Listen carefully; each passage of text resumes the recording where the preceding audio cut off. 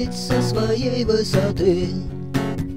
Посмотри, что сделал своим подставлением щеки.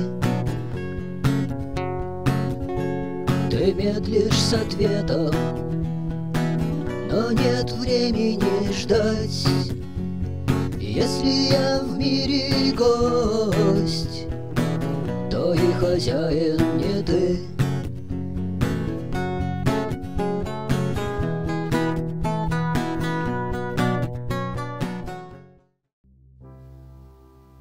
Рот разомкну, всколыхну тишину, раскрою уста, рассказ начну. Стану песни вам старым ладом слагать. Вспомню о славном богатыре, посланном в средний мир от нечисти охранять доверчивых, добросердечных людей племен Аи-Аймага. Осьмикрайние, об 8 ободах, бурями обуянная земля всего живущего мать, предназначена обетованная в отдаленных возникла веках, и оттуда сказание начинать. Далеко, за дальним хребтом давних незапамятных лет, где все дальше уходит грань грозных гибельных бранных лет, за туманной дальней чертой несказанных бедственных лет, когда 35 племен, населяющих средний мир, 35 улусов людских не появились еще на земле задолго до той поры, как родился Арсан-Дуалай, злодействами возмутивший миры, что отроду был в преисподней своей в облезлую доху облачен, великан с клыками, как остроги, задолго еще до того, как отродий своих народила ему старуха Алабурай с деревянной колодкой на ногах. Появившаяся на свет в те года, когда 36 порожденных ими родов, 36 имен и племен еще были неведомы сыновьям солнечного улуса Аи, с поводьями за спиной, поддерживаемым силой небес, провидящим будущий день, и задолго до тех времен, когда великий Улут-Айон и гремящая Куайхту и Ахотун еще не жили на хребте яростью объятых небес, когда еще не породили они 39 свирепых племен, когда еще не закляли их словами разящими словно копье люди из рода Аи-Аймага с поводьями за спиной в те времена была создана изначальная мать-земля. Прикреплена ли она к полосе стремительно гладких белых небес, это неведомо нам, или на плавно вертящихся высоте 3 небесных ключах держится нерушимо она, это еще неизвестно нам, или над гибельной бездной глухой, сгущенным воздушным смерчем взметена, летает на крыльях она, это не видно нам, или кружится на вертлюге своем с песней жалобной, словно стон, этого не разгадать. Но ни края нет, ни конца, ни пристанища для пловца средь пучины неистово грозовой моря, дышащего бедой, кипящего соленой водой, моря гибели, моря одум, бушующего в седловине своей, плещет в грохоте грозовом, Дышит яростью, полыхает огнем древнее ложе земли. Грозное море Сюнг с неколебимым дном, тучами заваленное кругом, кипящее соленой водой, мглой закрывающее окоем, сон малютых смертей, притон горе, море горечи, море мук, убаюканные песнями вьюг берега, оковавшие льдом, с хрустом, свистом взлетает красный песок над материковой грядой, жароцветами прорастает весной желтоглинистая земля с прослойкой золотой, пронизанная осокой густой белоглинистая земля с оттаившей корой, с поперечной балкой столовых гор, где вечен солнечный зной, в широких уступах глинистых гор объятых, клубящейся голубизной, с высоким гребнем утесистых гор, перегородивших простор. С такой твердыней под пятой нажимай, не колыхнется она. С такой высоченной хребтиной крутой наступай, не прогнется она. С широченной основой такой ударяй, не шатнется она, осьмикрайняя, на 8 ободах, на 6 незыблемых обручах, убранная в роскошный наряд, обильная щедростью золотой, гладко широкая, в ярком цвету, с восходящим пляшущим солнцем своим, взлетающим над землей, с деревами, роняющими листву, падающими, умирая, с шумом убегающих вод, убывающих, высыхая, расточающимся изобилием полна,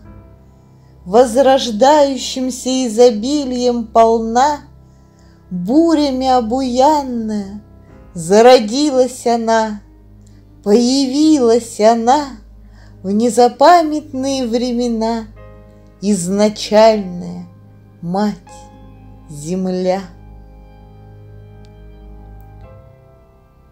Нюргун Баатур стремительный, якутский героический эпос.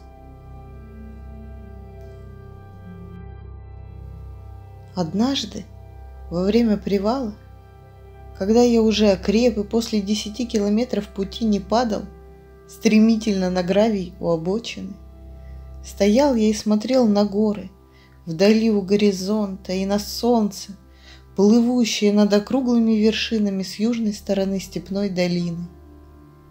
Саша-шаман подошел ко мне и тоже стал смотреть на вершины за долиной. «Красиво тут», — говорю ему. «За этими горами родина моих предков», — отвечает Саша, продолжая смотреть на волнистую линию степных холмов. «В Бурятии?» — спрашиваю его. «В Монголии». «А где она, Монголия? Далеко отсюда?» «Нет, за этими горами». Мы стояли вместе и смотрели на горный горизонт под южным солнцем. Очень хотел увидеть землю, по которой кочевали мои предки. «Вот она», — сказал Саша.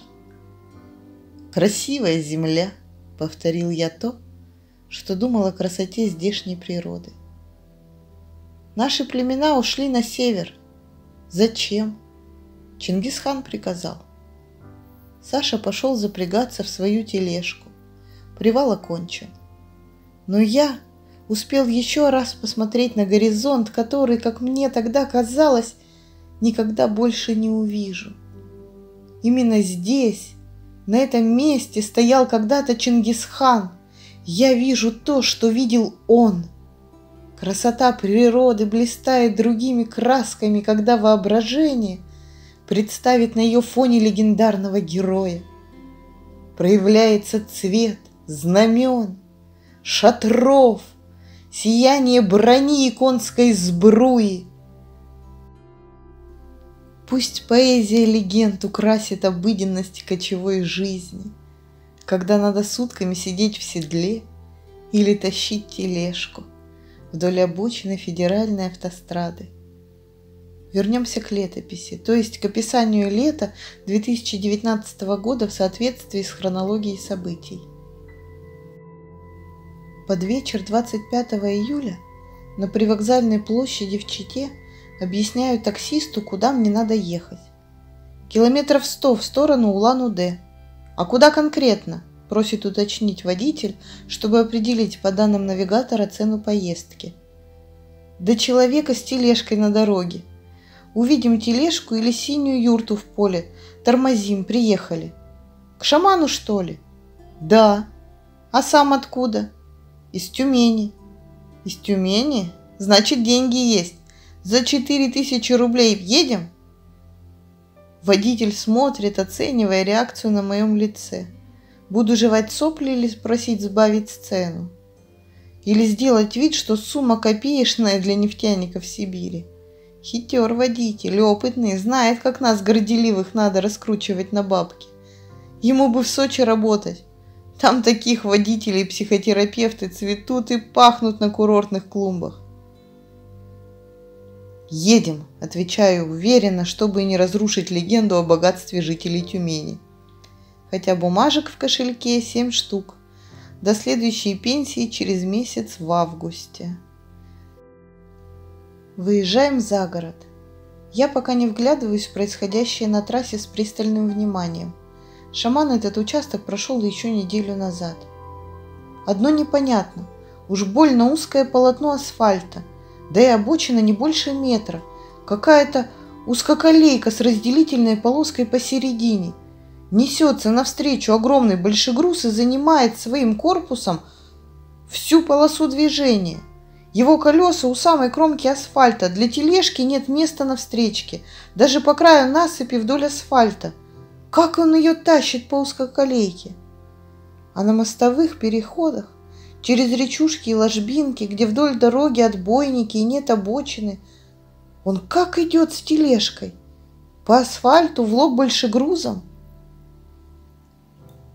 Задал эти вопросы водителю, который, получив деньги, беспечно болтал, но не со мной, с женщиной по телефону. Словоохотливо объяснял ей, что задержится, у него дальний рейс, и спрашивал, что ей купить, когда подскочит в гости сразу после рейса. «Не знаю, не видел», – коротко ответил он мне, когда небрежно кинул телефон на панель приборов под лобовым стеклом. Когда проехали 80 километров, он попросил меня внимательно посмотреть в пассажирское окно и наблюдать за правой дороги стороной. На площадке у гостиниц поглядывай, вдруг где-то там стоят. Дал он мне совет и сбавил скорость, когда мы проезжали очередной отель с закусочной и парой фур перед входом. Позади 100 километров, 120, 140, ни шамана, ни тележки. «Добавить надо», – водитель показал 3 пальцами знак, означающий их трение о шуршащую бумажку. «Сколько?» «Штуку». Я положил бумажку рядом с его телефоном. «Может, проскочили?» В его голосе проявилась интонация озабоченности и растерянности. «Надо у ребят спросить». Он ткнул в какой-то контакт. «Слушай, я человека везу к шаману, узнай, кто его видел в последний раз и где». «Не переживай, найдем», — сказал он мне, глянув на мое лицо. Ответ контакта я услышал через минуту. Его видели на 170-м километре, их было 7. «Ничего себе! Как далеко успел уйти!» – произнес я вслух, удивляясь темпу движения шамана и радуясь, что мы не проскочили мимо. Телега у него, однако, с 5-й скоростью. Водитель тоже повеселел. Мне стало ясно.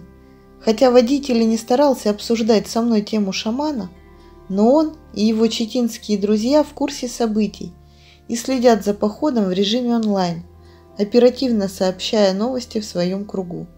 Вот и 170-й километр. За лобовым стеклом степная долина с прямой линией пустой дороги, уходящей к горизонту. Нигде никого. В стекло светят лучи заходящего солнца, которое уже не слепит глаза. Через полчаса начнет темнеть. Где же они? Давай проедем еще 10 километров. Если не найдем, я выйду на 180-м, найду их утром, предлагаю водителю. Как скажете. Он притопил педаль газа в пол, чтобы быстрее достичь конца маршрута и возвращаться к женщине, которая его ждет. Разгоняемся, и тут я вижу собачку на асфальте, маленькую, прямо посередине пустой трассы. «Собачка, тормози, у них была собачка, я слышал в роликах ее лай!» Кричу водителю. Он жмет на тормоз, машина останавливается, я выскакиваю из нее. «Где собачка?» Нет собачки. Но не почудилась же она мне. Куда она могла убежать? Справа пустое поле, слева лесополоса и заросли кустов. Спускаюсь с насыпи и иду в обход зарослей, чтобы заглянуть за стену из зеленых листьев. И вижу в глубине через траву бампер белой машины и цифры номерного знака 82. Это Toyota, о которой упоминали в комментариях. Я цифры помнил. Возвращаюсь на дорогу и говорю таксисту: «Нашел!» «Точно они?» «Точно, выгружаюсь». Он помог мне вытащить из багажника рюкзак, но разворачиваться, чтобы уехать, сразу не стал. Из кустов появился Женя Ворон. Поднялся по насыпи к дорожному полотну, взял у меня из рук рюкзак, сказал водителю спасибо, тот развернулся и помчался в обратный путь. «Ты откуда?» – спросил Женя. «Из Тюмени. Я Егоров. А почему не предупредил? Я бы встретил. В Чите нет оператора связи Теле2. Я не знал об этом. Открыл телефон, а все абоненты недоступны». «Ну, понял. Пойдем. Мы в лесополосе». Иду за ним. Женя согнулся, рюкзак у меня тяжелый. Я думаю, сутки назад я видел Женю на экране ноутбука, а сейчас вот он тащит мои вещи. Перед нами появляется мужчина в черной куртке и знакомой кепке. Так это же Андрей блогер. Он тоже выкладывал ролики о шамане. Я отлично помню его лицо. Вот он, живой и прямо передо мной. «Привет, Андрей!» И я его обнял. Шагаем дальше втроем. Вот Toyota. За ней крузак Андрея. Дальше поляна. Видна белая клеенка-скатерть на траве. Около нее стоят две девушки в нарядных светлых футболках. Белокурый парень в оранжевой облегающей майке. Незнакомый мне мужчина роста небольшого и высокий парень во всем темном, спортивные штаны, футболка, кроссовки, все темное или темно-синее. А кто это? Маленький, под кустом, что сидит на траве, вытянув ноги вдоль края скатерти. Шаман! Вот я и приехал.